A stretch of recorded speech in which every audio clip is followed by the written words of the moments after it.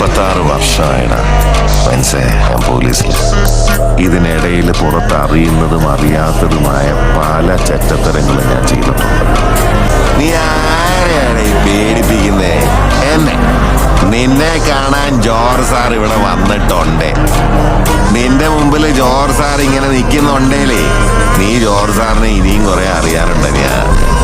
ഇനി ഞാൻ പറയും, നീ കേൾക്കും.